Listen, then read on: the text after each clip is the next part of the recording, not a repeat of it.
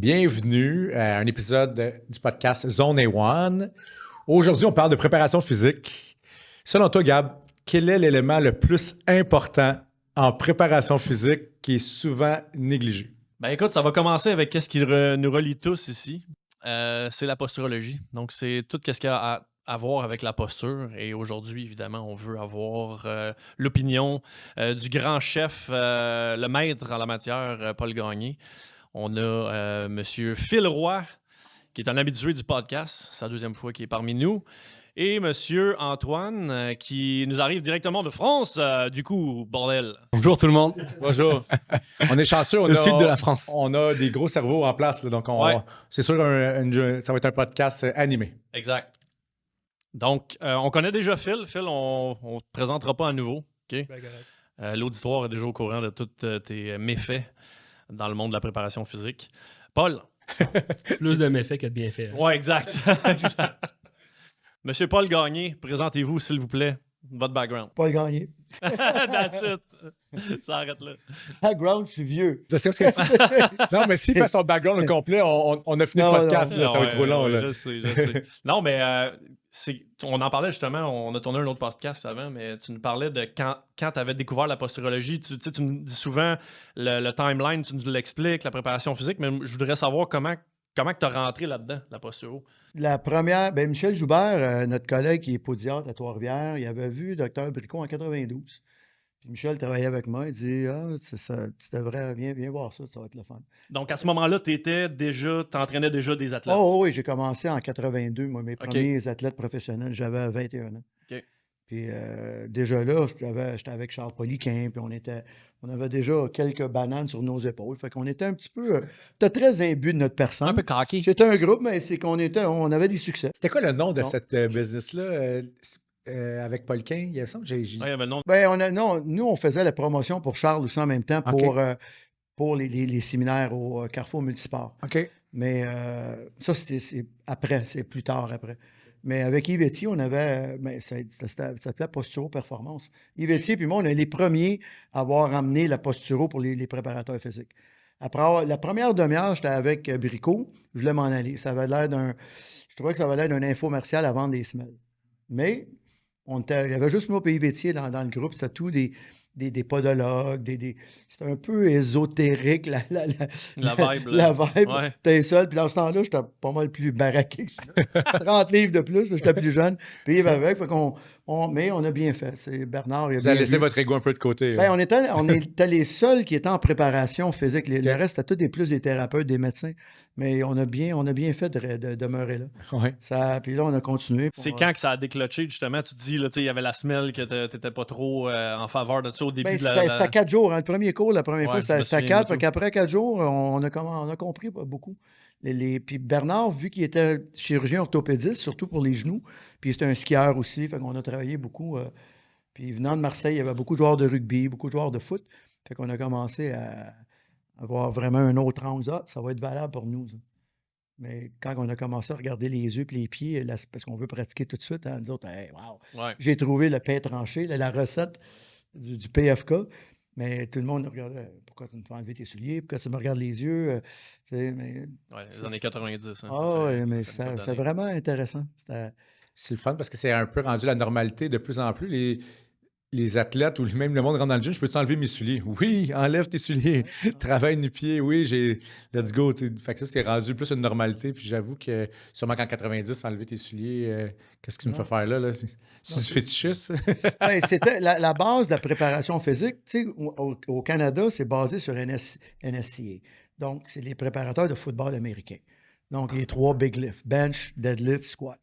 Donc, mais ils n'ont jamais mis de patin, ces gars-là. Là. Mm-hmm. Moi, encore aujourd'hui, j'ai de la difficulté avec les préparateurs physiques américains qui n'ont jamais... Tu n'as pas besoin de jouer dans la Ligue nationale. Là, mais il faut que tu saches un peu qu'est-ce que ça fait un patin en dessous de ton pied. Mm-hmm. C'est assez... C'est pas la même chose qu'un soulier de crampon de football. Puis de football, puis c'est pas le même...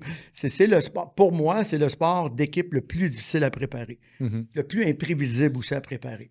Parce que dans le gym, oui, on fait gym on ice, on emmène nos athlètes sur la glace, mais c'est minime comparativement à un joueur de foot ou un joueur de soccer. à la journée longue, il est avec ses pieds. Mhm. Tu ne vas pas à la maison avec tes patins. Donc, le temps que tu as tes patins dans tes pieds, c'est très, très petit par rapport aux 16 heures par jour que tu es debout. Donc, ton cerveau, c'est une adaptation. Il faut que tu aies commencé très jeune, mais une adaptation proprioceptive au niveau des tensions musculaires, et c'est 4 mm. Là. Écoute, imagine ce que ça fait au niveau de tout ce qu'au niveau, tu as 22 axes du bassin. Imagine le travail logistique que tu as à te balancer. Donc, plus tu n'as pas beaucoup de temps pour les préparer l'été, plus le volume est énorme sur la glace, plus l'éducation de la plupart, malheureusement, des coachs de hockey n'est pas là. Donc, ils vont faire la même chose constamment, les mêmes systèmes d'énergie, les mêmes articulations qu'ils vont travailler parce qu'ils se disent, bah, ça va être hockey spécifique, mais ça n'existe pas. C'est le corps, spécificité du corps. Moi, je n'entraîne pas un joueur de hockey, j'entraîne un être humain. Je veux le faire le meilleur athlète possible. Ça donne que le hockey, il a choisi un sport qui est en haut de la maison. Là. J'ai une question d'abord pour toi. Est-ce que tu t'évalues que le fait d'avoir un patin, ça l'amène des pieds un peu plus faibles chez les joueurs de hockey? Oui, beaucoup. Tu as l'interface. Très, très bonne question parce que le ski, c'est la même chose. Tu n'as pas de contact. Tu sais, le pied, essaye d'écrire avec un gant de boxe. Tu vas voir que mais les orteils et les pieds, c'est la même articulation. Puis il y a une connexion. Au niveau du codage interneuronal, ben, ta main droite est connectée avec ton pied gauche et vice-versa. Donc, il faut avoir la même dextérité, le même mouvement. Même aujourd'hui, les gens ont de la difficulté à faire ça. Regarde l'écriture. Moi-même, j'écris comme un attardé mental maintenant. Non, mais c'est épouvantable.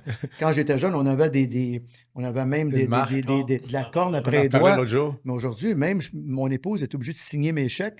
J'en signe plus parce que ça n'existe plus, mais mon écriture, elle a tellement... Ça fait 2 fois que la banque m'appelle, elle dit « Hey, es-tu une fraude? » De toute façon, non, c'est pas le seul monde qui signe des chèques. Là. Non, mais c'est c'est grave, là. Tu sais, c'est ça qui arrive. On a perdu beaucoup, puis on est assis beaucoup plus. Donc, on peut le voir par rapport aux jeunes aussi. Moi, je peux voir là, qu'on jouait dehors tout le temps. Moi, j'avais ma patinoire dans ma cour, constamment au hockey. L'été, on jouait dehors au hockey tout le temps. Quand est-ce que tu vois des jeunes dehors jouer au hockey-ball? Jamais. T'en vois plus, ils sont toujours en dedans. Donc, on a pu voir qu'ils sont plus spécifiques, ils ont la tête entre les 2 jambes tout le temps. Puis il n'y a plus de contact jeune. Moi, c'est une chose que je ne suis pas grand, là, j'avais une grande boîte, mais j'ai toujours joué contact. Nous, on se battait, on avait 6 ans. Là. Ma mère était dans les estrades. Hey, let's go! T'as pas compté combien de buts, combien de bagarres tu as eu, mais je viens du sud-ouest, je viens de la Chine, là, je viens pas de Westmount. Mais c'était ça. Mais on a appris à ma grandeur, par ma grande boîte, j'ai appris à me garder la tête haute. Donc, ça se reflète par ma vision sur la glace. Aujourd'hui, les jeunes n'ont pas à se lever la tête avant 12 ans, c'est un les contacts. Puis, c'est bien trop tard. C'est grave, là. C'est grave parce que moi, j'ai fait du judo, j'ai fait de la lutte olympique. La première chose qui te montre, c'est comment tomber. C'est pas si tu vas tomber. C'est ça qui arrive. Tu peux pas. C'est comme au rugby. Tu joues au rugby, mais il n'y a pas de contact. Arrête, là. Puis soudainement, on rajoute du contact. C'est quoi ça? C'est pas le même sport. Mais c'est pas le même sport du tout. Mais ils veulent normaliser. Écoutez, c'est pas tous les jeunes, il faut qu'ils jouent dans le 2 lettres, là. C'est pas tous les jeunes, je m'excuse, là, mais c'est pas comme ça. Tu sais, au Québec, nos données sont dopées au Canada. On a comme 800 quelques mille. Mais c'est quoi l'élite? Elle n'est pas plus forte qu'en Suède. Puis aux États-Unis, on le voit, la façon qu'ils développent. Mais c'est développé avec des préparateurs physiques. Mais c'est du multisport qui est important. C'est obligatoire. En fait. On jouait à tout, nous autres. Moi, je n'ai pas 100 ans, là.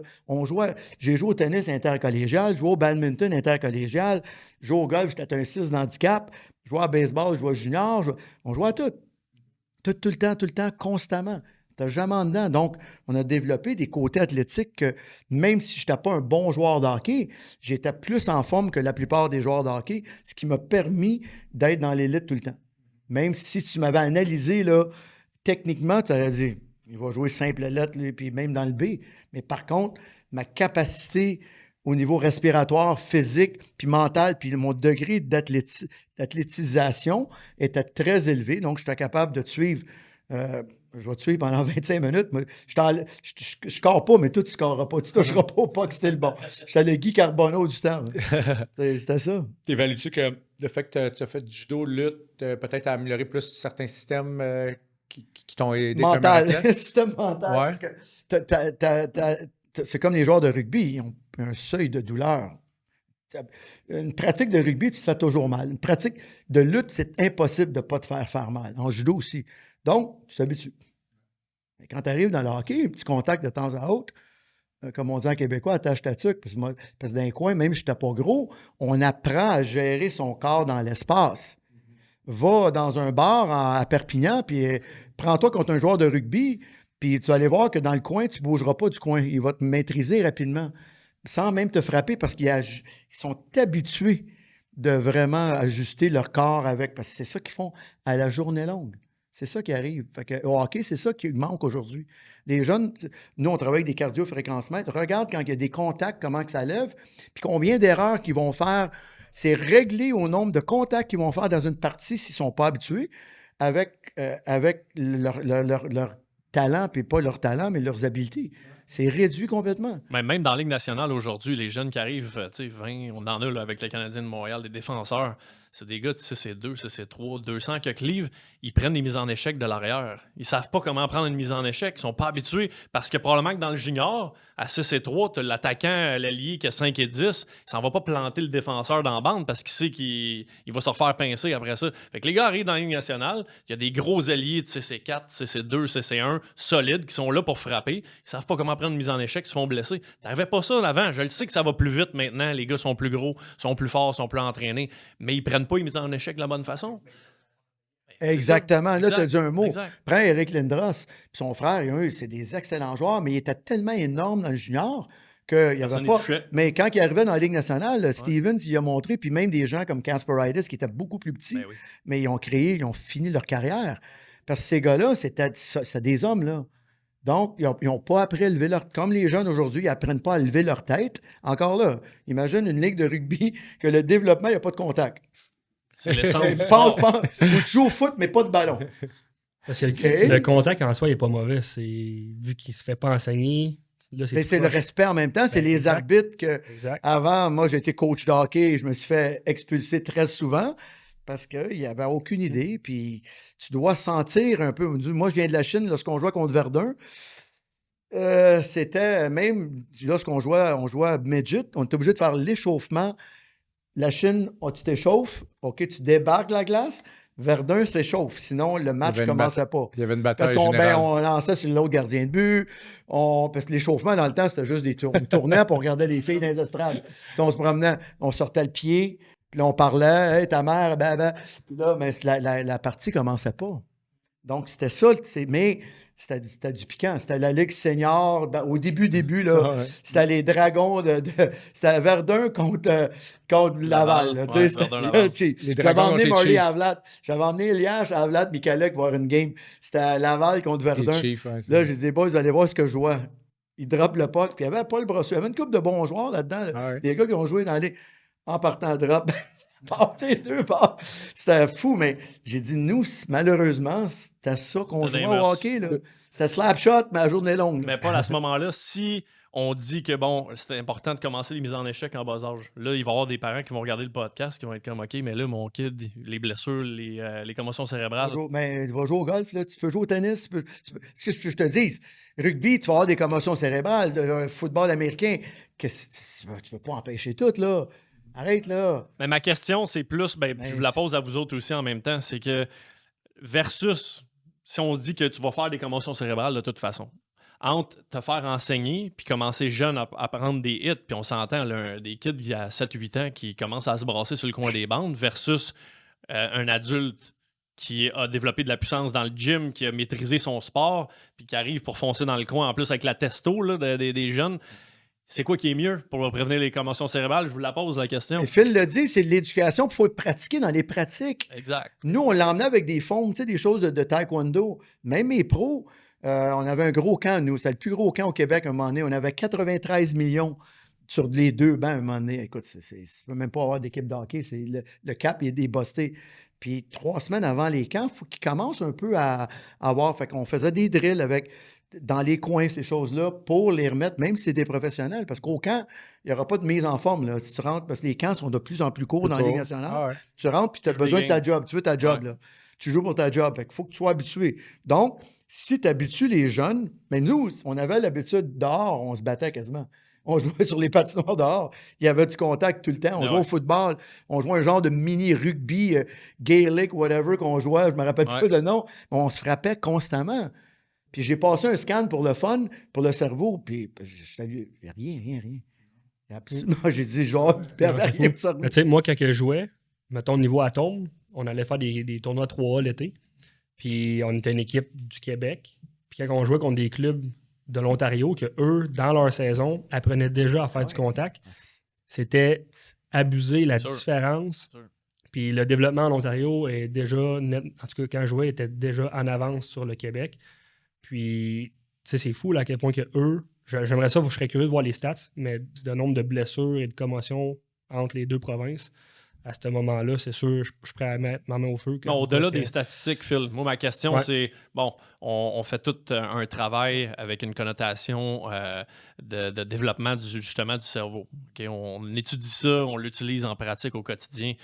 Selon vous, quand vous regardez ce qui est fait dans le monde, surtout du hockey, mais ça peut être le rugby, Antoine, sans problème. On parle, Antoine, de rugby, mais t'as joué au rugby avec le 16 que tu as? J'ai joué un petit peu plus jeune, mais c'est exactement le problème du contact. C'est que ma mère ne voulait pas qu'il y ait de contact. Elle voulait pas que je fasse un sport avec de contact, parce qu'elle disait que ça allait abîmer ces choses-là. Mais ce que je rejoins ce que tu disais, c'est que tu fais ce sport-là, tu acceptes les risques qu'il peut encourir et voilà. Mais c'est sûr que le contact, c'est quand même une chose importante. Et je trouve que c'est à développer quand même au plus jeune âge, que tous les jeunes quand même aient cette notion de contact, d'apprendre aussi un peu à gérer.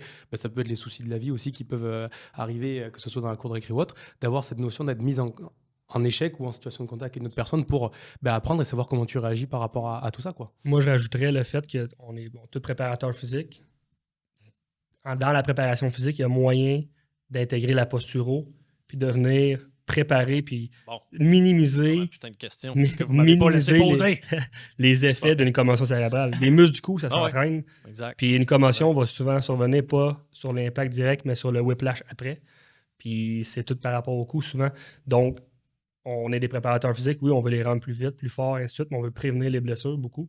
Aussi. Mais c'est aussi la vision. Hein? Si il y a une bonne préparation au niveau des muscles oculomoteurs, au niveau de la RVO, réflexe vestibulo-oculaire, puis au niveau vestibulo-colique, donc une bonne position du cou dans l'espace, mais il va voir venir les coups. Moi, je vous dis, là, des gens comme Wayne Gretzky, Mike Ribeiro, les plus petits ont probablement le moins de commotion cérébrale. Vous n'avez pas frappé, Wayne Gretzky? Pourquoi? Parce qu'ils ont appris vite, là. Moi, Martin Saint-Louis en parlait. Ben, parce qu'il a appris rapidement, là. Quand tu es trop baraqué, puis tu te fies, c'est pas solide, ça. Moi, j'ai déjà frappé j'étais midget, j'ai frappé un gars qui était à peu près de ma grosseur, mais j'étais pas mal plus gros. Je luttais, puis je n'ai pas porté attention. Mais j'étais en avant du filet, j'avais la rondelle, puis je savais même pas que j'avais la rondelle. J'étais allé m'asseoir au banc, puis j'avais aucune idée de qu'est-ce que c'est. Ça m'a pris au moins 2-3 minutes. J'ai eu une commotion. Ouais. Pourtant, parce que lui, il me veut venir, il a juste fait l'épaule un peu, mais j'ai été un peu lax. Si ça avait été un gros gabarit, j'aurais regardé, j'aurais pris mon temps, j'aurais été vraiment un bon gainage, puis là, je serais allé. Donc, c'est pour ça qu'à la boxe, les poids lourds, il y a plus de knock-out, parce que le cerveau, il y a une capacité, que ça soit poids lourd ou des petits poids, il y a une capacité à ce qu'il peut absorber. Puis tantôt, Gab, tu parlais de comment amener ça aux parents, puis tout ça. Qu'est-ce que les parents devraient faire? C'est simple. Lâcher les skills à un bas âge, puis apprenez à bien vous faire préparer physiquement par un préparateur physique. Apprends à patiner comme du monde. Là. Apprends à patiner comme du monde. Comme genre un patineur artistique, là, d'être stable sur la glace. Comme on faisait avant, nous. Oui.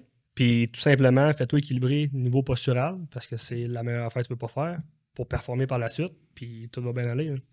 Antoine, est-ce que tu utilises une approche comme ça, côté avec ta clientèle? Je sais que tu fais la préparation physique, tu fais aussi du monsieur l'homme tout le monde. Ouais. Est-ce que tu as une approche posturale ou rebalancement? C'est ce qu'on essaie de mettre en place.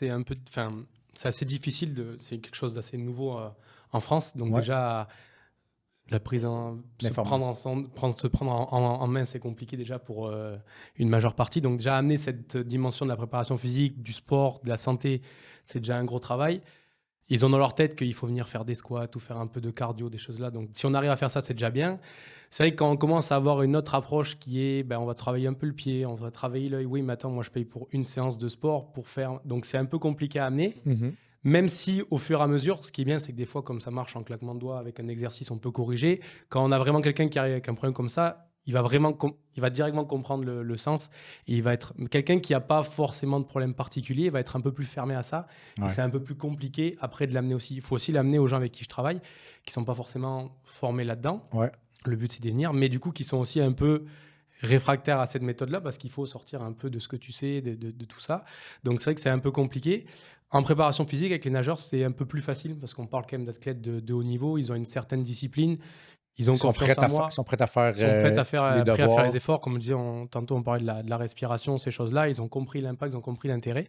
Après, ce qu'il faut, c'est le maîtriser totalement. Et ça, c'est sur dans cette partie-là, de devenir vraiment expert dans cette partie-là pour pouvoir vraiment le maîtriser et l'appliquer Excellent. bien. Parce que ce qui est problématique, c'est que j'ai 3 fois 1 heure dans la semaine. Et 3 fois 1 heure, au final, si tu dois faire la respi, le renforcement, la muscu, la posturo, c'est vrai, même si ça prend pas longtemps, il faut que ce soit les bons exercices qui soient appliqués au bon moment pour pas perdre trop de temps. Donc le but, c'est de trouver en 3 fois 1 heure, en étant capable d'amener le plus de connaissances et d'informations à l'athlète. Donc c'est vraiment quelque chose d'important pour moi, mais qu'il faut que j'arrive on va dire ça se résume à l'éducation, hein, en fait. Ouais. En réalité, on est des préparateurs physiques, mais on est des enseignants. C'est ça. Puis des fois, c'est par les petites choses, comme on intègre souvent ici pour nous en posturo, que je sais que Phil, Gab et Paul, c'est des petits exercices, des petits devoirs par l'éducation. Puis là, on amène une constance dans la routine. Puis je pense que ça. c'est la façon que tu peux... Ouais, et puis pas l'amener trop brutalement. Le mieux, c'est d'arriver à l'amener en répondant à un problème. C'est-à-dire que... Exact. Typiquement, moi, j'ai une nageuse. En plus, elle fait du dos. Donc, elle n'a pas conscience d'où elle va. Elle peut regarder qu'en arrière ou au plafond. Ouais. Mais elle a un très gros problème proprioceptif, comme on parlait tout à l'heure. Mais elle est assez dure. C'est-à-dire que pour elle, au début, c'était pour être fort, il faut soulever du poids. Donc déjà, j'ai amené le travail de respiration. J'ai amené le travail qui était un petit peu différent. Et là, le travail de la posturo, j'ai réussi un petit peu à commencer à le mettre.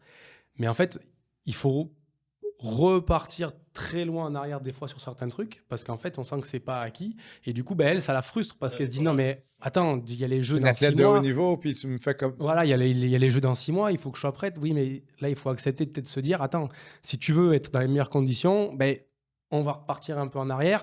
On entretient quand même parce que tu as une base, tu as des capacités, mais sauf que ça fait un moment qu'on voit que le bas du dos il est fragile, qu'il y a une épaule qui est douloureuse et que chaque année on répète les mêmes problèmes. Et je dis oui, mais regarde, si dès le début on avait pris la bonne action, on avait fait le bon truc, qu'on était parti de la base et qu'on avait cherché à augmenter progressivement, on n'en serait peut-être pas encore rendu là. Sauf que là, à chaque fois, on fait un peu cette boucle. Ouais. À chaque fois, on revient toujours sur les mêmes petits problèmes qui, au final, sur ta saison, tu n'arrives pas au pic de forme où tu voudrais être. C'est la notion de court terme versus long terme. C'est ça. Est-ce que tu veux juste faire un jeu? Est-ce que tu veux juste y aller? C'est-tu juste une présence que tu veux ou tu vas aller là et tu veux performer et tu veux être dans les meilleurs? C'est ça. Donc, de là, l'idée d'être un peu plus... moi, je suis un peu intransigeant avec ça, sachant, comme Phil disait tantôt, l'impact que ça va avoir.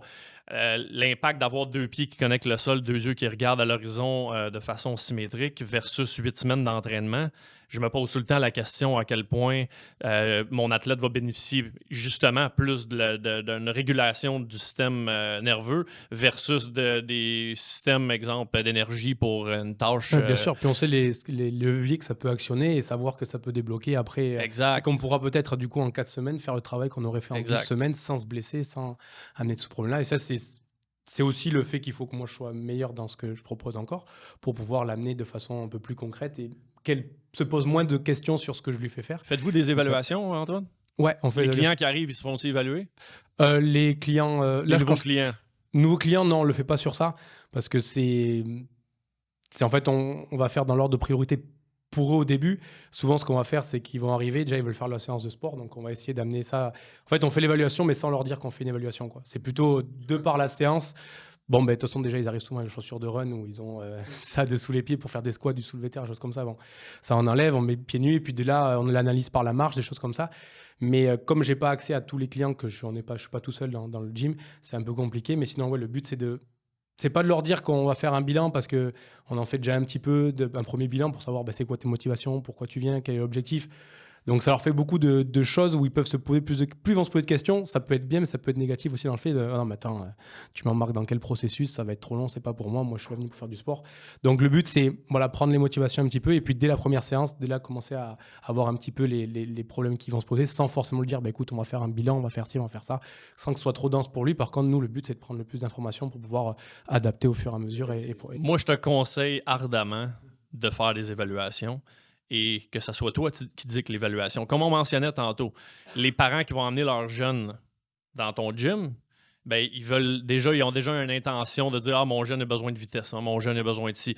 C'est eux autres qui dictent. Puis si tu fais juste répondre à ce qu'eux autres ils ont besoin, ils ne savent pas. C'est toi qui sais. Puis si toi, tu détermines dans ton entreprise que tu as besoin de faire un bilan, systématise-le avec tes employés et fais en sorte que chaque personne qui rentre dans le gym ait tel type d'évaluation puis que tu fasses ressortir tel type d'informations pour toi pour qu'au final, tu puisses après ça avoir une action qui est prise. Et de cette façon-là, tu vas avoir des résultats avec les gens qui vont rentrer chez toi. Tu vas peut-être te couper 5 personnes sur 10. Tu vas peut-être couper ton entrée d'argent à court terme, mais à long terme, tu vas avoir une culture d'entreprise où les gens qui sont sur place vont avoir fait de la correction posturale, vont avoir des meilleurs résultats que dans toutes les autres boîtes que tu vas avoir autour de toi. Donc, moi, je l'ai fait par expérience. Ça fait 15 ans que je suis dans le domaine. Je suis sûr que Paul fait de la même façon. Il fait des bilans avec tous ses athlètes. On récolte du data. Après ça, tu peux démontrer ce que tu fais. Si tu as de la difficulté à aller chercher justement parce que c'est plus ton client qui dicte un peu comment que ça va se passer au départ, puis je m'en allais pas là pantoute avec le podcast, là, mais ça me parle trop, parce que ça peut prendre du temps des fois de réaliser qu'il faut que tu en viennes à faire ça. Je te garantis, si tu implémentes un bilan, que ce soit un bilan postural ou un bilan Institut IP ou whatever, qu'est-ce que tu veux faire pour aller prendre une information justement sur l'équilibre sensoriel, fais quelque chose qui fit le temps que tu penses que tes clients sont prêts à faire puis que tes employés ou que les gens avec qui tu travailles seraient prêts à intégrer. Et systématique, chaque personne qui rentre, vous faites ça. Et les gens vont avoir des résultats. Et qu'est-ce qu'ils vont vouloir faire? Bien, ils vont vouloir s'impliquer plus. Ils vont avoir des douleurs orthopédiques. Ils vont dire hey, ce que tu m'as fait, ça m'a aidé avec mon dos. Pourquoi ça ne m'aiderait pas avec mon épaule ou avec mon pied ou avec ci, avec ça? Donc, ouais, mon tout sens. Je dirais, pour ajouter à ce que tu as dit, Gab, c'est que de plus en plus, c'est des athlètes, ils comprennent que l'œil est super important. Ils ont compris que c'est lui qui calcule la distance, c'est lui qui calcule la vitesse. Donc, si tu donnes des exercices oculaires, hop, je suis prêt à le faire tout d'un coup. Donc, déjà là, tu es déjà en train de travailler sur un système qu'on peut l'aider. Moi, je trouve que c'est la façon la plus facile que j'ai dans ma pratique que j'ai réussi à l'amener. Ben, le pied aussi, tant qu'à ça. Ben, le pied, oui, mais souvent, ah oui, l'œil, là, je l'explique. Bon, ben, au football, là, c'est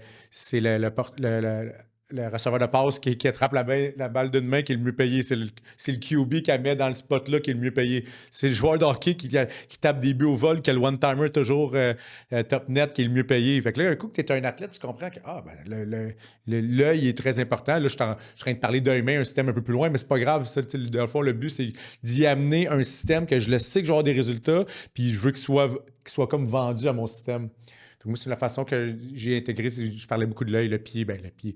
Quand la personne comprend qu'on fait tout sur 2 pieds, déjà là, c'est facile à introduire aussi. Mais tu sais, c'était plus parce que dans le fond, qu'est-ce que tu as amené? Moi, c'était la façon que moi, je l'ai amené. Puis rendu là, tout le monde trouve sa propre façon. Là. Tu sais, Paul, je sais qu'il fait un screen, il fait un avant-après, il dit, regarde, si on fait ça, comment t'es mieux?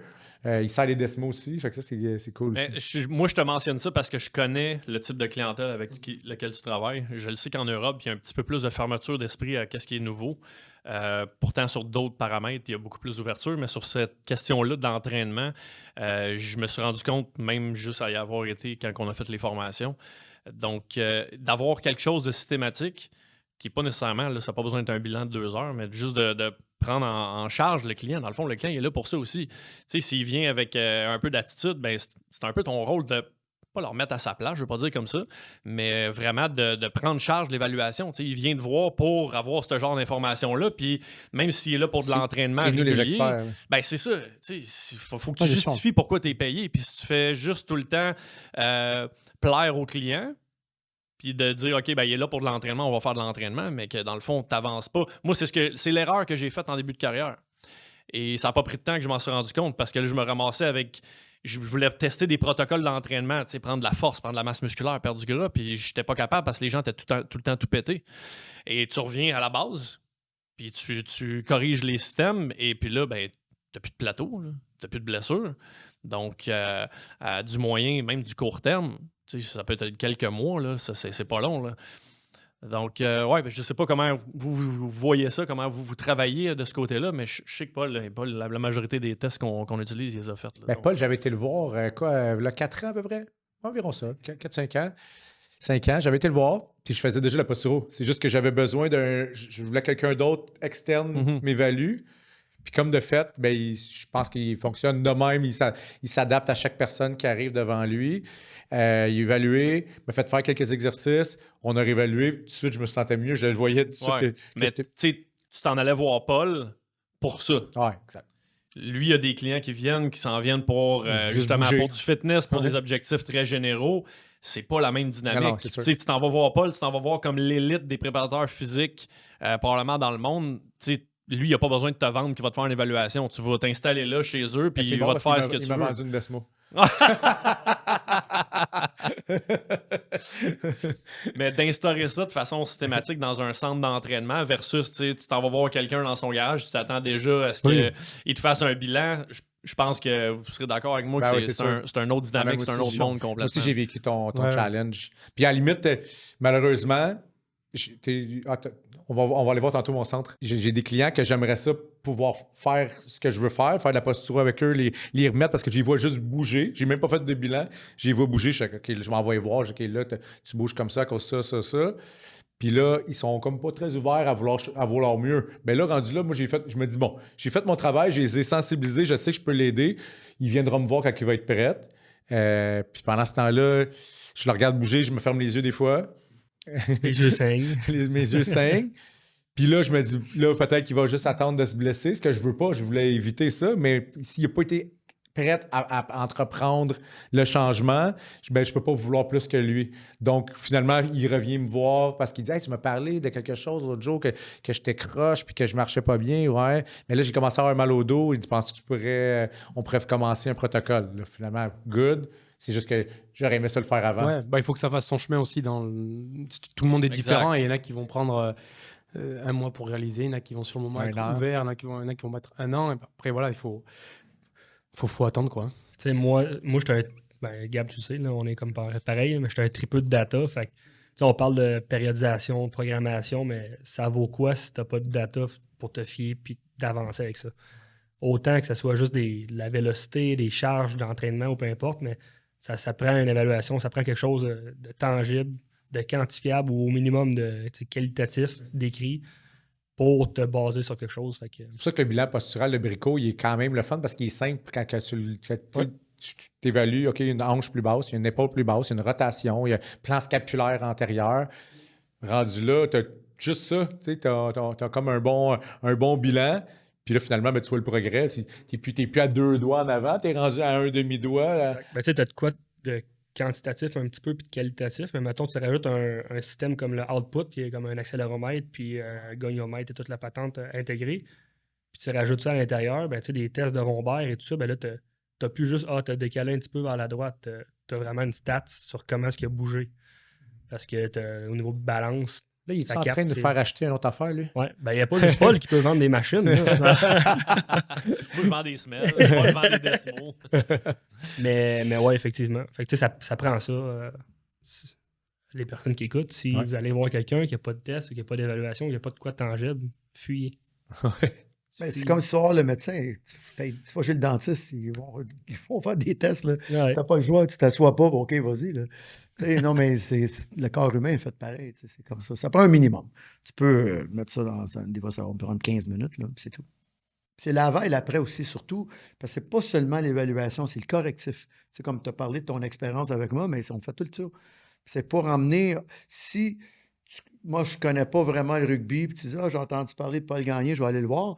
Mais je veux te montrer quelque chose durant l'évaluation puis la correction qui va te parler à toi. Il va dire, OK, là, je veux continuer. C'est un peu comme on va à la pêche, un petit peu, là, hop. Mais après ça, je vais pouvoir prendre mon temps.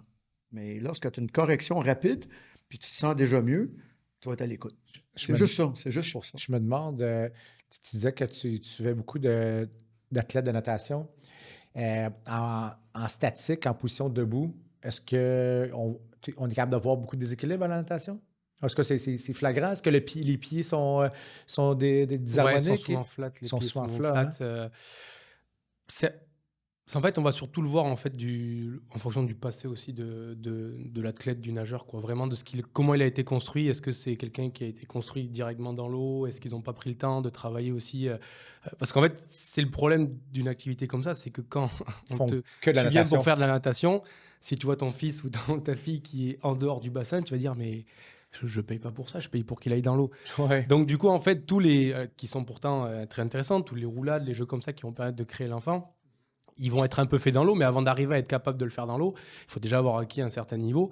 Et donc, c'est vrai qu'en fait, souvent, les étapes sont un peu brûlées, quoi. En fait, au lieu comme on discutait, au lieu de créer un athlète, on veut direct créer un nageur, mais le problème, c'est que le nageur, il a besoin d'être un athlète avant d'être construit, quoi. Tout ce qui est question de saut, c'est très, très faible. Selon tes connaissances dans le sport, est-ce que toi, tu préférais que les jeunes athlètes feraient un autre sport ou combiner à quelque chose d'autre, autre que la natation? Moi, si je pouvais leur conseiller, ce serait de partir sur de la gymnastique au début, un peu comme la base, quoi. Tu fais de la gymnastique, tu peux...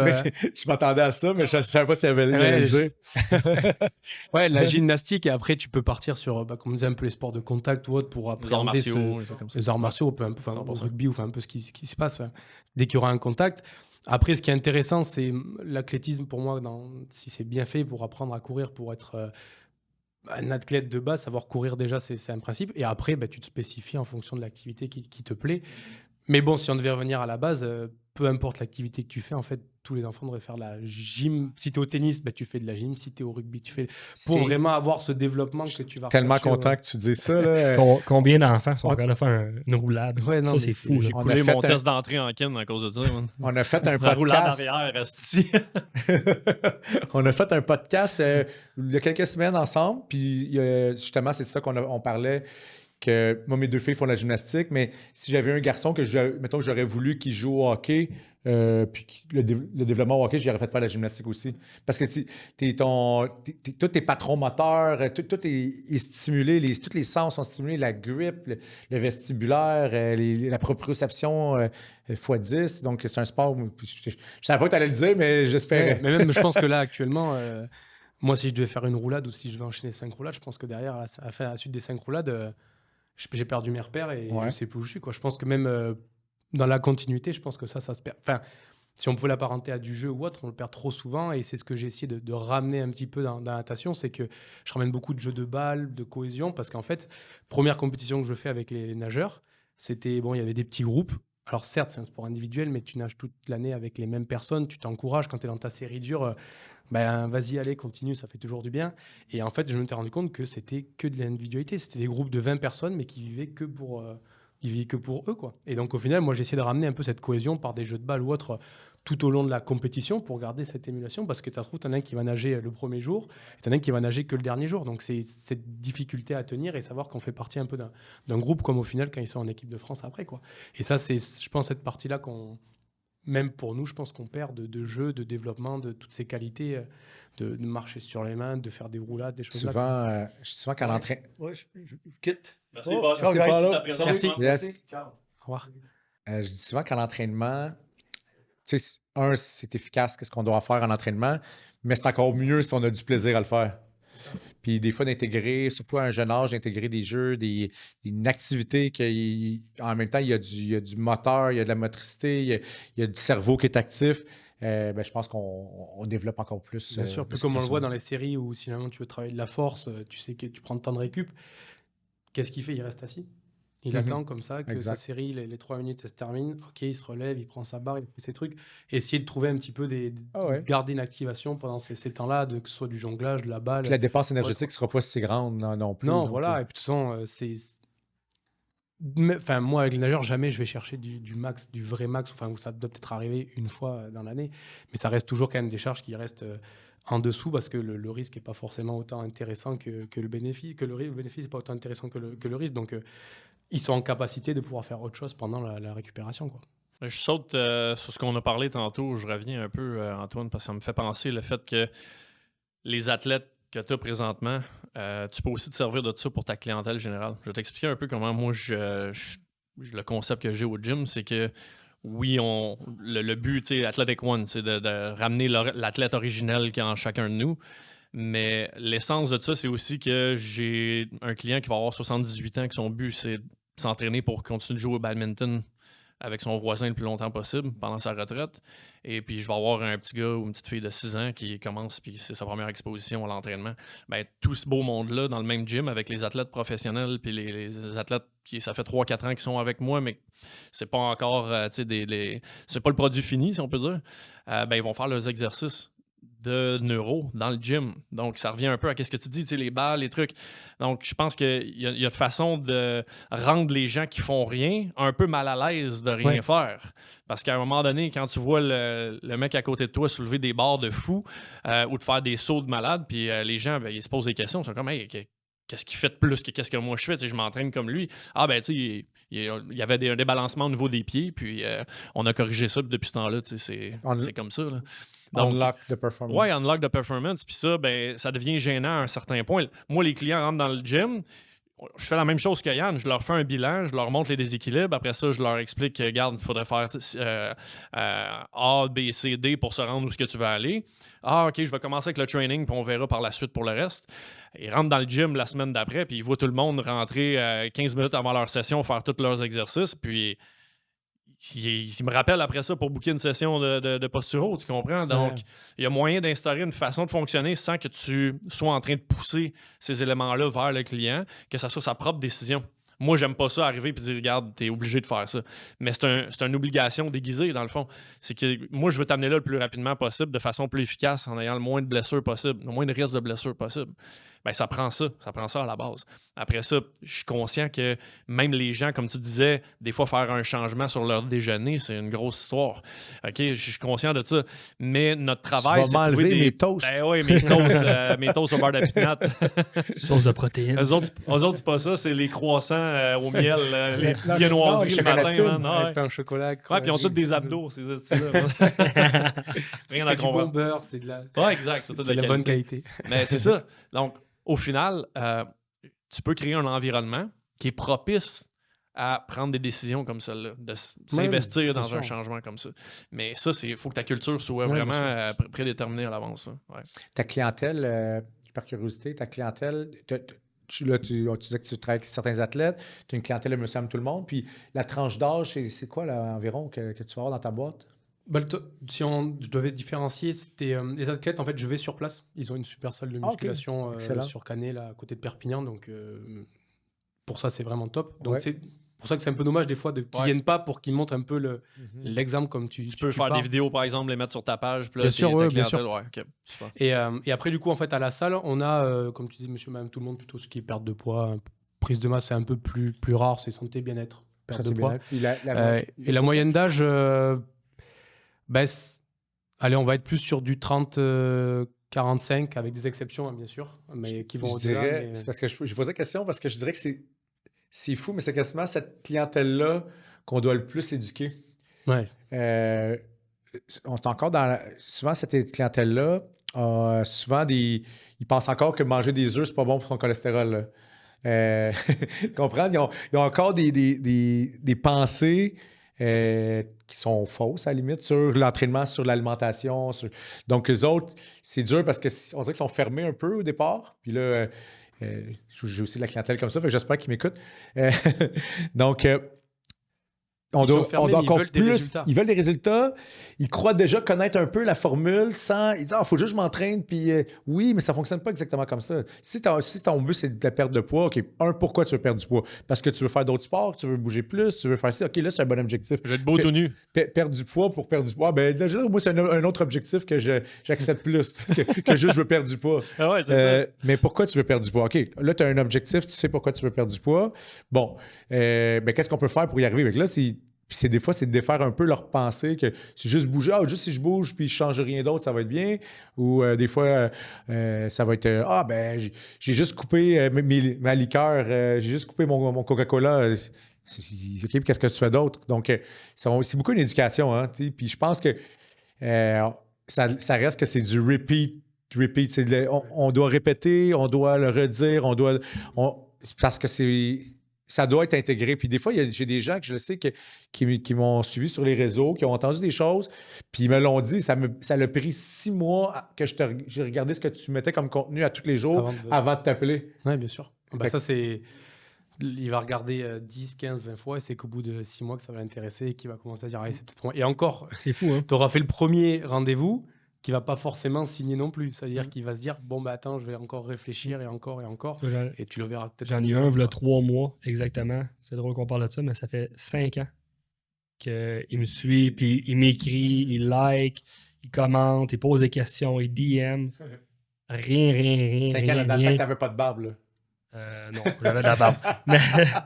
mais littéralement, 5 ans. Ça a pris 5 ans à embarquer. Donc, c'est flou. Et puis je trouve le problème majeur, c'est que ils se disent je vais faire ça sur 6 mois, 1 an, même si on arrive à pousser 1 an, mais il faut qu'ils comprennent que non, toute ta vie, ça va être ça, quoi. C'est que si au bout d'1 an, tu reprends ce que tu faisais, tu arrêtes le sport, tu vas perdre tous les bénéfices. C'est des habitudes de vie qu'il faut changer. C'est ça. Et puis surtout se dire que moi, ce que je leur dis, c'est que tant que tu prendras, si tu n'as pas de notion de plaisir dans ce qu'on va faire, ça ne marchera jamais. Donc, il faut aussi savoir ce qui lui plaît pour trouver son compte. Voilà, parce que c'est vrai qu'aller juste à la salle de muscu, pour certains, c'est pas fun, c'est pas ce qu'ils aiment. Je peux le comprendre, hein, parce qu'il y en a qui préfèrent des sports d'extérieur, mais je leur dis mais des fois, pour pouvoir continuer ou pouvoir reprendre ce que tu faisais avant, peut-être qu'il faut repasser par un petit tour. Ah, c'est toi, Gab, qui disait ça récemment, puis ça m'avait marqué parce que je dis moi aussi, j'aime m'entraîner, mais j'aime pas toujours m'entraîner. Il y a des journées que ça me tente pas, mais c'est part of the journey. Ou faire autre chose, juste d'aller marcher, de faire un autre sport. Moi, je te dirais que la prémisse, c'est un peu ce que Paul disait tantôt. Moi, je m'entraîne pour le sport. Ça a toujours été ça. Puis c'est encore ça aujourd'hui, puis je veux que ça reste comme ça. Je veux être capable de compétitionner contre du haut niveau, puis de rester, être capable de jouer avec des gens qui sont peut-être même plus jeunes que moi, puis qui sont plus habiles que moi, mais parce que je me maintiens en forme, je suis capable encore de jouer avec eux autres. Donc, il faut que ton entraînement, si ton entraînement que tu fais 4 fois semaine, 2 fois semaine, peu importe la fréquence, t'aimes bien faire ton training, c'est parce que tu fais quelque chose de pas correct. T'es pas en train de dépasser les demandes du sport en tant que tel. Fait que quand j'embarque sur la Desmo puis je me dis OK, j'ai 20-25 minutes puis on est tous entrepreneurs, j'ai pas 20 heures dans ma semaine pour m'entraîner. Là. Donc mon heure que je vais prendre, c'est une heure qui est importante. Parce que pendant que je fais ça, je suis pas en train de faire de la comptabilité, je suis pas en train de faire du marketing. Donc plus que jamais, maintenant, mon heure d'entraînement, elle est plus importante qu'avant. En plus, les bénéfices qu'on sait au point de vue là, juste mental, post-entraînement, les effets que ça va me donner d'euphorie quand j'ai poussé puis que je suis content de ma session. Donc oui, pour reprendre ce que tu disais, Yann, moi, mes trainings, ça me tente pas d'aller faire. C'est la constance. Je les fais. Mais ouais. Puis c'est un trait très c'est très dans l'énergie masculine également. Tu sais, ben des matins, on se le cachera pas, même juste durant la pandémie, là, je me levais puis ça me tentait de fermer les portes du gym là. Tu sais, j'étais en train de pomper du cash dans une entreprise que j'ai même pas d'aide du gouvernement. On me dit qu'il faut que je ferme, que je peux utiliser des kettlebells puis un ballon suisse, mais je peux pas utiliser des dumbbells puis une barbell puis des élastiques. J'ai le droit d'être dans mon bureau de 300 pieds carrés, mais j'ai pas le droit d'être dans mon gym de 2000 pieds carrés. Tu sais, c'était tellement illogique. J'étais comme, OK, il faut que j'arrête ça. Je suis plus capable de continuer. Mais ce qui me faisait continuer, c'est quoi? Ben, c'est ta vision. C'est quoi tu veux créer? Ça, c'est très fort. Ouais, c'est très fort. Exact. C'est plus fort que tout, en fait. Puis c'est le why qu'il faut aller chercher. Puis de là aussi, la session d'évaluation. Si tu fais juste commencer ta première session avec un client, puis tu commences dans le gym, tu l'as jamais évalué, ben tu sais même pas pourquoi il est là. Donc ça, c'est essentiel pour moi. Encore même plus d'avoir du data, je veux savoir pourquoi la personne est là. Ben, souvent, la réponse, c'est « Ah ben, ouais, je me regarde dans le miroir, puis avec ma femme... » Ben, des fois, tu peux creuser plus loin. Ben à force d'y parler, tu vas creuser, là, tu vas chercher d'autres why. Là, tu vas chercher... la vraie raison intrinsèque là, à l'intérieur de toi, c'est quoi? C'est une bonne nouvelle, hein? On vient d'intégrer une routine, ça fait 2 jours avec Phil. Ça fait 2 jours en 2024 qu'il s'entraîne de suite. C'est vrai. Mais non, mais ça repart par là. Hein? D'habitude, je m'entraîne pas. D'habitude, je m'entraîne pas le mercredi, mais demain, je vais m'entraîner. Nice. On va vous envoyer ça. Une histoire. Phil, c'est plein de connaissances, prend beaucoup de temps à travailler, prend beaucoup de temps dans ses études aussi, en train de faire son doctorat. Mais là, on a il va me brûler, lui. Il va me brûler. On a un petit stock. Non, mais on a un petit stock. On a vu. Tantôt, on a fait. Ça quand même bien après le workout de 25 minutes. On a fait 20 minutes. Ouais. On a fait un workout de 20 minutes. Moi, des fois, c'est ça que j'explique. C'est que si tu as moins de temps, bouges quand même, ça va quand même être efficace. Tu te sens mieux. On sentait mieux instantanément. Tout de suite après, puis on a fait 20 minutes. De toute façon, avec les métiers qu'on a, plus jamais tu te retrouveras avec 2 heures où tu peux te dire. Et puis le pire, je trouve, parce que si tu as une plage horaire trop importante, ben, tu vas commencer à voir, attends, mais je peux commencer à faire un peu de ça, un peu puis au final, tu te retrouves avec plus rien, tu n'as rien fait. Alors qu'avoir des 30-40 minutes, des fois, c'est même mieux. Tu mets l'intensité qu'il faut, tu n'es pas là à réfléchir. En plus, commencer avec la posturo en termes d'activation, d'échauffement, ça peut être très rapide ce qu'il faut. Tu vas direct dans ta séance, tu mets l'intensité qu'il faut. Et puis, je me rends compte que des fois, je suis même meilleur maintenant que ce que j'étais avant, de m'entraîner 20 heures par semaine que de m'entraîner maintenant 10 heures. Mais par contre, 10 heures où tu as l'intensité, elle est haute, quoi. Moi, ce que j'ai réalisé, c'est que j'ai à faire une routine comme une constance, puis à la limite, moins long parce que j'ai moins long.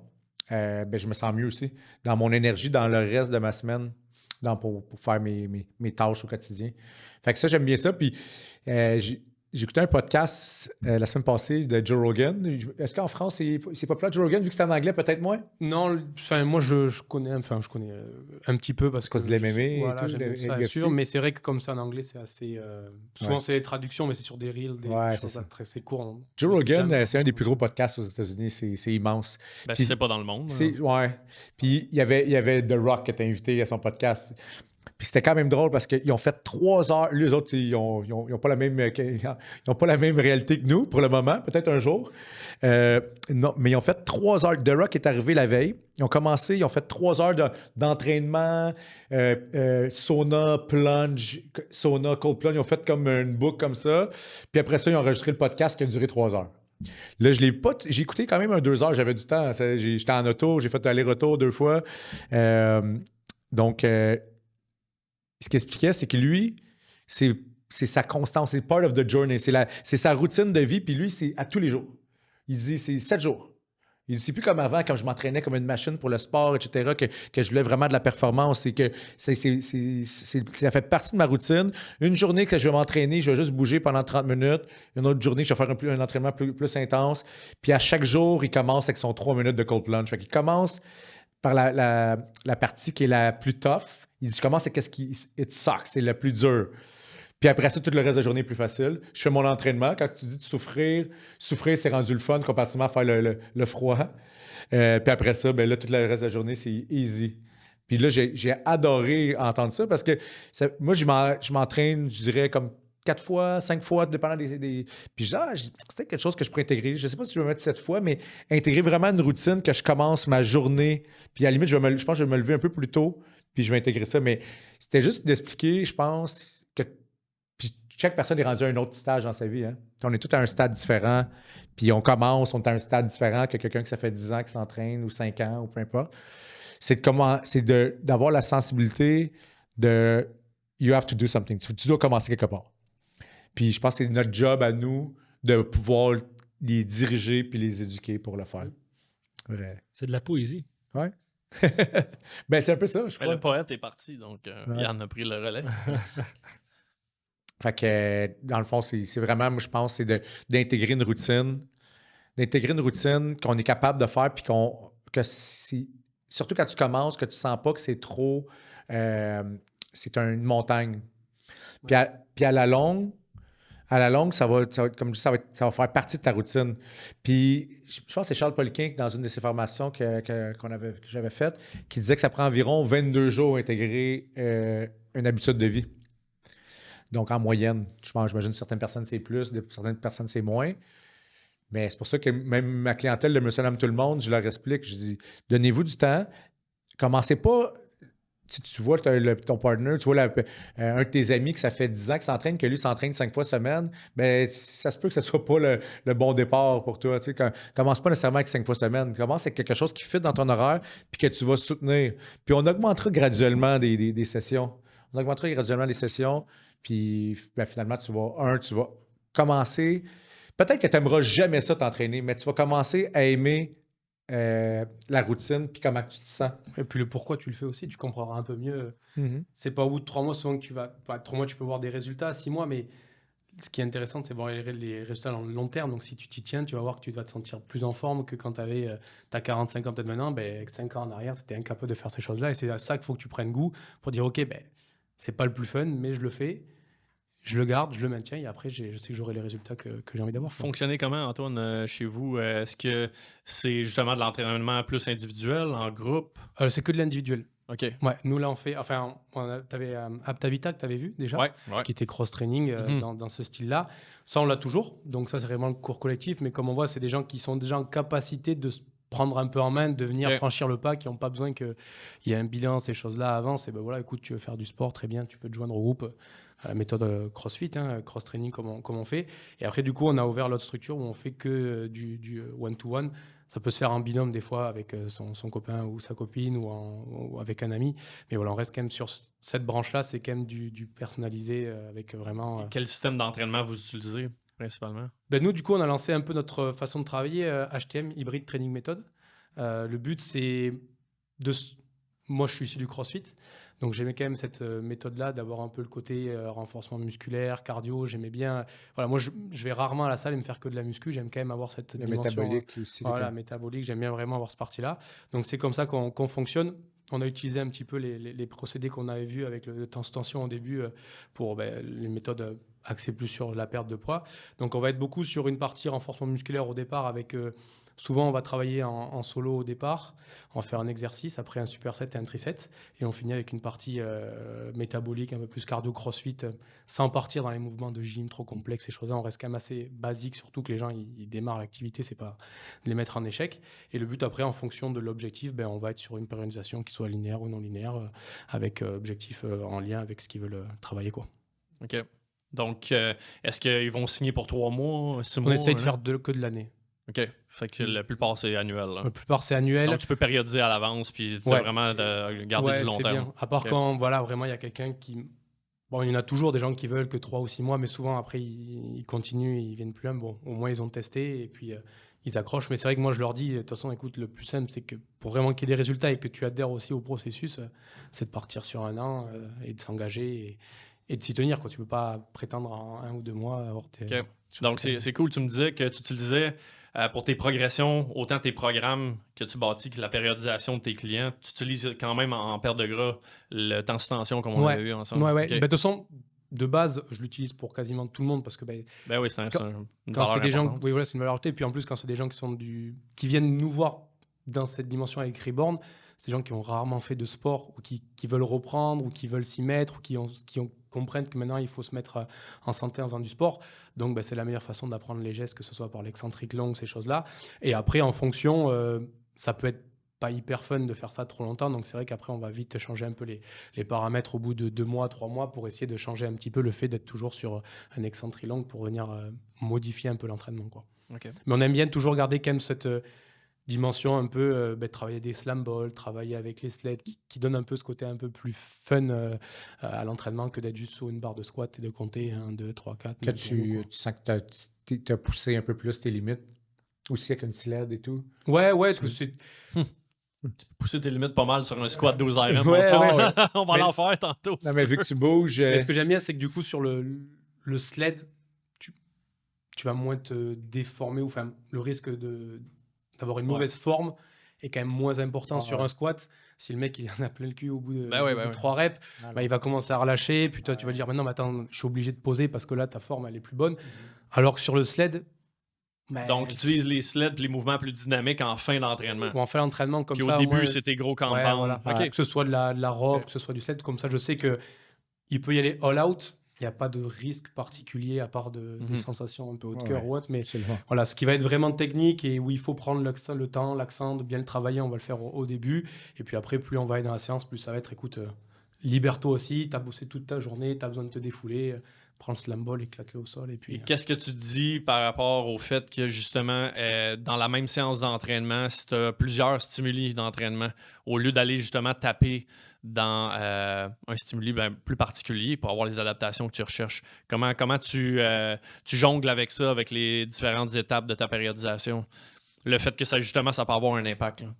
Ouais, après, moi, ce que j'aime bien, c'est que je suis quand même issu du CrossFit et on a toujours eu cette dynamique-là. Cette dynamique-là, en fait. Conditioning, les Metcon avec la partie musculaire. Je pars du principe que c'est rarement des athlètes qui viennent me voir, c'est des gens qui veulent faire un peu de sport, qui veulent faire de la perte de poids ou autre. Et je me rends compte qu'au final, surtout que pour perdre du poids, il faut surtout apprécier un peu ce que tu fais, faire de l'activité physique, peu importe ce que tu fasses. Si tu veux aller marcher 2 heures dans ta journée, va marcher 2 heures. Si tu veux faire du crossfit, si tu veux faire n'importe quelle activité. Donc, ils n'ont pas cette réflexion derrière sur les activités. Et moi, le tout, c'est que je vais soit... Surtout, en fait, ça va être à la fin, il y a une partie de 10-15 minutes qui va être axée vraiment sur le cardio.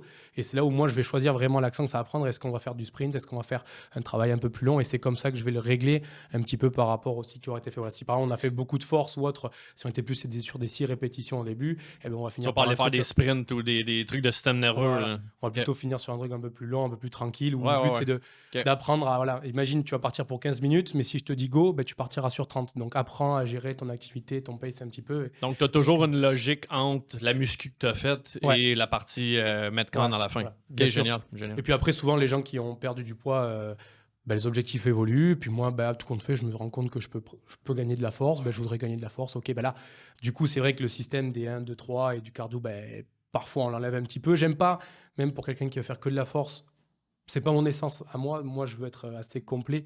Donc, c'est ce que je veux transmettre aussi à mes athlètes. Je ferai rarement que des séances de force. Il y aura toujours un petit peu à la fin, un petit parti un peu métabolique qui soit pas forcément dure ou impactante, mais au moins où on fait un peu fonctionner, pour moi, au niveau un peu plus. Mais généralement, cardio, en plus, parce que tu vas souvent dans cette partie métabolique-là, il y a du volume quand même. Généralement, c'est parce qu'il y a beaucoup de répétitions qui vont être faites. L'avantage, c'est qu'on va le faire surtout, si on veut un peu de métabolique volume, on va le faire surtout sur les ergos. C'est assez intéressant parce que, bon, certes, il y a une technique à avoir, mais en termes de répétition de mouvement, ils gèrent vraiment leur intensité. Donc, si je leur dis, c'est juste histoire de finir la séance tranquillement, on part sur 3 fois 5 minutes sur chaque ergo avec tel RPE, ils maintiennent ça et du coup, c'est pas non plus, ça rajoute pas trop de volume, c'est pas non plus trop métabolique, quoi. Ça permet de garder une cohérence. Des fois, avec une clientèle comme ça, ce que j'aime bien, c'est finir avec un petit peu plus, mettons, des high reps pour avoir un pumping. Tu as travaillé comme plus en force, puis là, finalement, tu finis avec une autre répétition, puis finalement, il y a une hypertrophie qui vient rentrer. Cette approche-là, je l'aime bien. Et puis moi, ce que j'aime faire des fois, c'est que, en fait, pour eux, si je leur donne 50 reps à faire, ils partent du principe qu'ils doivent les faire unbroken, d'un coup. Et du coup, ils n'ont pas cette notion des fois de connaissance de l'échec un petit peu de la charge. Du coup, volontairement, des fois, je leur dis il y a 50 reps, mais avec une charge, je sais qu'ils seront incapables de faire les 50 répétitions. Pour vraiment leur amener un petit peu ce système c'est cool, ça. de breaker, tu vois, parce que sinon, on se retrouve un peu bloqué. Et ils n'ont jamais ce goût un peu de forcer pour aller chercher un peu plus. Donc, je leur dis non, il y a 50 reps, mais je vais te mettre une charge, tu ne seras pas capable de faire les 50 répétitions. Par contre, je veux que tu me les fasses le plus vite possible. Donc, c'est à toi de te dire comment tu gères ton effort. Parce que souvent, ce qui se passe, c'est que si on lance un squat, un 4x8 avec tempo 4-0 de X0, c'est normé. Ok, tu sais que ça va être 8 reps, que tu vas devoir faire comme ça. Là, j'aime bien aussi donner un peu, ok, montre-moi ce que tu as appris. Ça fait quand même 3 mois que tu viens, je te donne ça, qu'est-ce que tu en fais? Et j'aime bien voir un petit peu ce qu'ils ont appris. Est-ce que le mec il reste toujours sur, ou la fille reste toujours sur dans la gestion, c'est-à-dire que 4-5 reps avant que ce soit dur, je vais breaker. Est-ce que c'est le mec qui va toujours être sur le all-out? Donc du coup, lui, il faudra lui amener notre façon de travailler. Celle qui se gère ou celui qui se gère à chaque fois, écoute, non, là, tu vois, tu aurais pu aller pousser un petit peu plus, tu avais tel rep, tu aurais fait moins de séries. Donc c'est ce que j'essaie un peu d'apporter. C'est bien. C'est intéressant de... Oui, vraiment. Parce que le but, c'est pas qu'ils viennent toute leur vie chez Rebound, quoi. Le but, c'est qu'à un moment... qui viennent chez nous, parce que nous, on n'a qu'une salle où c'est que du pré, donc tu peux pas venir faire une séance en free weight, il n'y a pas la place. Même si j'aimerais bien un jour avoir une plus grande salle pour que les gens viennent. Mais le but, c'est quand même de créer de l'autonomie. Donc, c'est-à-dire qu'il faut qu'ils arrivent quand même à être acteurs un petit peu de leur séance et pas juste que je sois là à leur dire, là, il faut que tu fasses ça, là, il faut que tu fasses ça, là, il faut que tu fasses ça. Donc, ils vont s'entraîner après ça, par exemple, ailleurs. Ils vont aller dans des gyms de grande surface, puis ils vont aller faire une séance de plus ou par eux autres mêmes. Voilà, parce que je comprends aussi que c'est un budget. Hein, tu peux pas te faire... si tu as envie de t'entraîner 5 fois par semaine, tu vas pas te faire 5 séances de privé, à moins que tu sois très, très riche. Mais le but, c'est aussi de créer cette autonomie, que tu continues à travailler avec nous, qu'on te programme à distance, ces choses-là, avec grand plaisir. Mais que tu ailles les faire dans une autre salle basique parce que j'ai pas la capacité, je le comprends tout à fait. Et puis c'est aussi... je veux pas garder les gens 10 ans dans mon... Mais je sens beaucoup l'approche CrossFit quand même. Ouais. Avec les mouvements primaires au début, avec la portion plus métabolique, avec le coaching, c'est moins comme moi avec la prise de données, puis tout est très précis. C'est plus comme, OK, montre-moi qu'est-ce que tu as acquis pour que justement pour que je ne veux pas créer de l'autonomie avec un client. Mais alors, j'entends la philosophie. J'ai coaché beaucoup d'athlètes CrossFit pour faire du CrossFit, pour faire les compétitions de CrossFit. Donc, je faisais la périodisation puis la programmation pour ces athlètes-là. Puis j'entends ce que tu décris présentement. C'est un genre de CrossFit logique, là, avec une période, avec des connaissances, avec de l'expérience en arrière. En fait, c'est ce que ça devrait être, le CrossFit. Qu'est-ce que tu es en train de décrire? Là, ça arrive le CrossFit, ça commence à bien se développer. Tu en as de plus en plus de gens qui font de la programmation. Il y a plus de programmation alentour. C'est pas... On met des exercices dans un chapeau. Mais du coup, c'est là aussi où tu vois... Puis c'est là où tu vois, du coup, que t'en as qui ont explosé parce qu'ils faisaient ça, ils mettaient dans un chapeau, ils tiraient les trucs et tu vois que ça marche plus. Et parce que tu as l'explosion de certains qui ont vraiment compris comment ça fonctionnait, comment périodiser. Et puis au final, tu te rends compte que le CrossFit, tu as le côté fun que tu peux dire, si tu veux faire une compète tous les week-ends, va te faire une compète tous les week-ends. Mais à partir du moment où tu veux être professionnel ou que tu veux professionnaliser l'activité, tu sais très bien que tu as 2-3 pics de forme dans l'année, que tu fais pas 36 compètes et que tu choisis tes moments où tu vas performer. Et pour faire ça, tu es obligé de faire du dissocié, de l'associé, tu es obligé de programmer et périodiser, sinon tu arrives... Premièrement, les athlètes sont rendus... si tu n'as pas une base extrêmement haute de gymnastique ou d'haltérophilie, tu te lances même pas dans le projet. Alors qu'il y a 10 ans, tout le monde pouvait penser... Là... Malheureusement, il y a encore des endroits, des boîtes, des gyms que tu arrives là, tu n'as rien fait. Tu es rentré dans le cours de groupe, puis tu fais du snatch, tu fais de l'arraché de deuxième cours. Là. C'est ça. Après, c'est ce qu'on voit aussi quand il y a une évolution du coaching, même en France, moi je peux le témoigner, il y a quand même une évolution du coaching et de la capacité à adapter quand même les séances par rapport au contenu. C'est vrai que nous, l'avantage de Reborn, c'est que c'est que du personnalisé, donc c'est bien plus facile. Je ne vais pas sortir de l'overhead squat, des choses comme ça. Dès le début, ça va être vraiment personnalisé. C'est vrai quand même que le but, c'est que même à Aptavita, du coup, l'autre salle qu'on a de cours collectif, même si dans la séance, tu as écrit du snatch, tu as écrit de l'overhead squat, tu auras une adaptation qui sera en conséquence pour la personne qui vient d'arriver ou qui ne connaît pas l'exercice. D'où l'intérêt aussi des fois d'avoir les 2-3 heures de découverte où tu fais des small groups, où tu es juste avec des gens qui ont fait leur première séance et qui viennent découvrir l'activité et comprendre un petit peu les adaptations, quoi. Mais ça demande à la personne d'être un peu plus acteur de sa transformation ou de ce qu'ils sont en train de faire, quoi. C'est ce qu'on veut créer de toute façon. Ouais. C'est ça. On a perdu des guerriers entre-temps. On avait nos invités qu'il a fallu qu'ils quittent parce qu'il y avait d'autres engagements. Vraiment content que tu t'aies déplacé de la France pour venir nous voir. Le podcast Zone A1. Vraiment première content. Interview, le premier... Puis à refaire, hein, si on s'en va en France, on en fera un autre. Sur le bord de la mer à Perpignan, on le fera, bien sûr, avec plaisir. Si vous voulez venir à Perpignan, c'est avec grand plaisir. Si tu reviens, tu vas être invité absolument ici aussi encore une autre fois. Avec plaisir. Je pense revenir, j'ai mon cousin qui habite ici, donc du coup, c'est la 4e fois que je viens. Ah, ok. Quand même. Excellent. Okay. Je savais pas ça. 4e fois ça va faire 10 ans, j'ai quand même 30 ans. Ok, quand même. Donc, t'as vieilli depuis l'époque. Je crois que la première fois que tu es arrivé, j'étais déjà... à peu près 8 ans, que ça fait 4 fois que je viens en 8 ans. Après, il y a eu la pandémie aussi, donc ça a fait exact, ça nous a coupé les ponts. Là. Ça a ralenti un petit peu le fait de se déplacer, mais non, franchement, j'aime bien. C'est aussi grâce à ça que j'ai découvert, surtout grâce à Anthony aussi, Gito, qui a mis le premier pied à étrier par rapport à la posturo avec Matt Boulet, puis après que vous savez venir en France. Et en fait, je me rends compte quand même que, après là, je continue aussi avec un petit peu l'Institut AAT sur tout ce qui est formation en naturopathie. Il y a tellement de choses à faire qu'on se sent perdu des fois.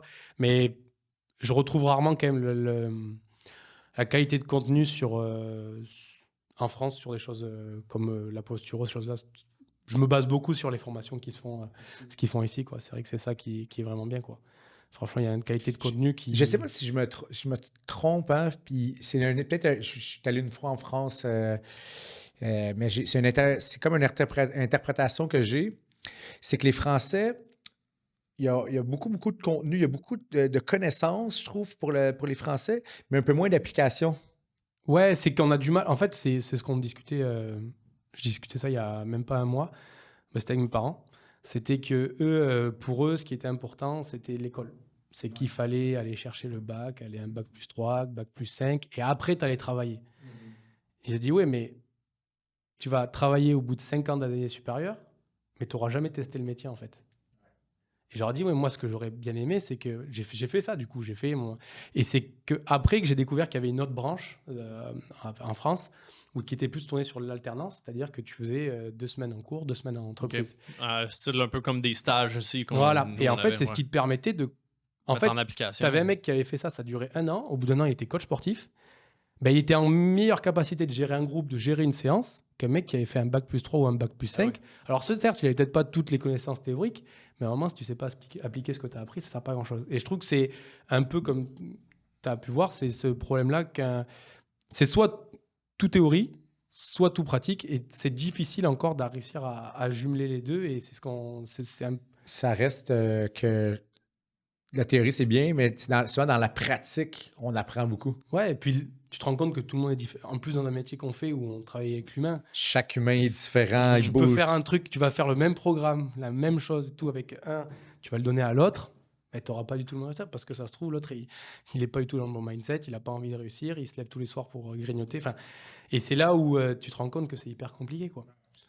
Et c'est ça qui nous manque un petit peu, je pense. Je confirme ce que je voyais, mais je voulais être sûr de la profondeur là-dessus. Ouais. Fait que c'est un wrap-up. Un wrap-up. Merci encore. Merci toujours, Gab, peut-être mon acolyte, de toujours vouloir être là avec moi. Ouais. What's up, là? Yes, sir, merci. Et du coup, vous pensez juste lancer quand là, votre structure avec Paul et Phil? On commence 2024, là, on va commencer probablement février d'après moi. Bon, on se dit janvier, mais on n'a pas assez avancé notre formation de cours. On a peut-être quelques cours de préparés, de modules, mais ça va être en ligne. Puis ça va être accessible. On va venir la dispenser en France alors. Ah ben oui. Mais c'est sûr qu'on veut commencer en ligne. Sur un autre sport. Puis on va pouvoir... Parce que le hockey, je suis pas sûr que ça parle autant. Non, mais c'est ça. Ben, c'est sûr qu'on va attaquer ce sport-là parce qu'évidemment, c'est notre expertise principale. Oui, bien sûr. Mais je veux dire, comme on disait tantôt, comme Paul l'a dit, on a tous le même discours. Nous, on prépare des athlètes, on prépare des êtres humains, on prépare pas un sport spécifique. Là. Ça serait hyper... Je pense que c'est des branches qui manquent... Vraiment, la capacité, en fait, peu importe l'activité, en fait, c'est la spécificité et c'est presque l'entraîneur qui va en plus le développer. Mais c'est voilà, comment tu crées ta prépa physique et comment tu imbriques tout ça, la posturo, tous ces paramètres-là, c'est hyper intéressant. Donc, si vous voulez venir en France... c'est sûr que l'objectif, on le fait en ligne, on se concentre sur le hockey cette année, puis après ça, on va le mettre pour tous les sports. Ouais. En réalité, c'était ça, c'est Athletic Development Institute. On veut développer... C'est pas hockey. C'est pas hockey. Sauf qu'on s'est concentré sur le sport, qu'on a vraiment déjà un gros créneau. Bien sûr, bien sûr. Ça sera avec plaisir qu'en 2025, alors... Génial. On vous attendra. Yes, sir. Thank you, Tony. Thank you. Merci à vous.